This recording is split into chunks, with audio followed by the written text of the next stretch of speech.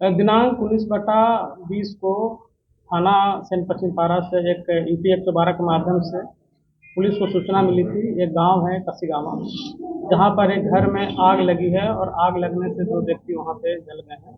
इस सूचना पर यूपी 112 की फोर्स, चौकी प्रभारी, थाना प्रभारी और बाकी वरिष्ठ अधिकारीगण मौके पे गए।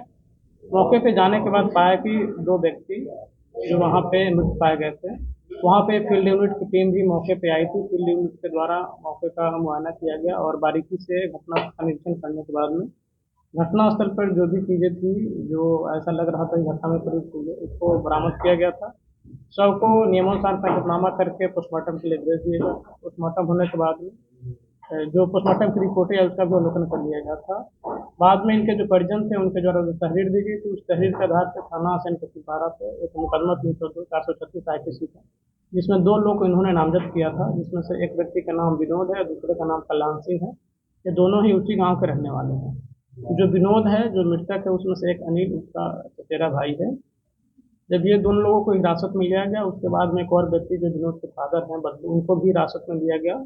उनसे जब बृहद पूछताछ की गई, जो हमारे पास टेक्निकल चीज़ें थी, जो हमने CDR वगैरह निकाला था, बाकी गांव के अन्य लोगों से जो छोटे साक्षी थे, उनसे भी बात की गई और उनसे पूछताछ करने के बाद में जो चीज़ें प्रकाश में आई, उसके बाद इन्होंने इस घटना को कारित करना कबूल किया है। क्या चीजें प्रकाश में आई? पहले तो पता चल रहा था कि एक्सीडेंट है, बताया गया इंसिडेंटल जल रहे हैं। नहीं, तो ऐसा बाकी कौन सी ऐसा चीजें ऐसा बताई हैं? कभी भी नहीं बताया गया कि एक्सीडेंटल हो गया है। आप ये नहीं बताएंगे कि जो शुरू से ही हमारा स्टैंड यही था कि घटना हुई है।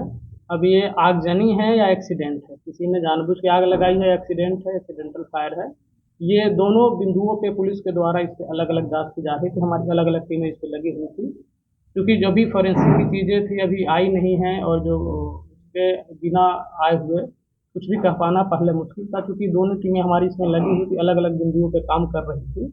जब इनसे पूछताछ की गई तो इन दोनों के द्वारा जो है विनोद हैं और इसके पिता बदलू हैं, इन दोनों के द्वारा बताया गया कि हम लोग जो है ये सुनील उर्फ अनिल और राज जो मृतक है, इनसे काफ़ी परेशान हो गए थे।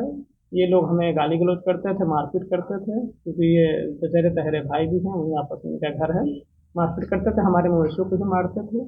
तो हम लोग इसको जो है मारने की प्लानिंग जो लगभग पिछले 1.5-2 महीने से कर रहे थे और उस दिन इनके घर पे जो है इलेक्ट्रिक का लिंटल डाला था, तो इन्होंने काफ़ी उसमें काम किया था, तो इन्होंने अंदाज़ा लगाया कि ये थके होंगे, सो गए होंगे और इसी का फ़ायदा उठाकर ये लोग जो है वहाँ पे गए थे। तो प्रॉपर्टी का मृतक के परिवार वालों ने आरोप विवाद, लगाया था। प्रॉपर्टी या लेन देन का कोई विवाद नहीं।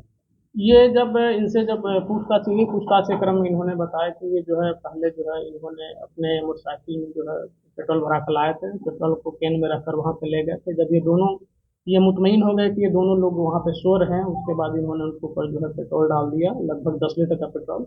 वहाँ पे गैस सिलेंडर भी एक जो है लगभग उस पर 7 लीटर गैस था, वो गैस सिलेंडर है तो बड़ा वाला, 2 छोटे सिलेंडर, उसके रेगुलेटर को इन्होंने खोल दिया था और पाइप को उन्हें जो पाइप का जो अगला हिस्सा होता है उसको उन्होंने बंद कर दिया था, ताकि आग लगे उसके बाद में पिघले और गैस का रिसाव हो, जिससे ये घटना जो है एक्सीडेंट के तौर पे कारित हो। इन्होंने वहाँ पे प्लांट करने के पॉइंट ऑफ व्यू से एक शराब की बोतल भी रखी थी, कुछ कंडोम्स के पैकेट भी रखे थे, माचिस भी रखी थी और सिगरेट की डब्बी भी रखी थी।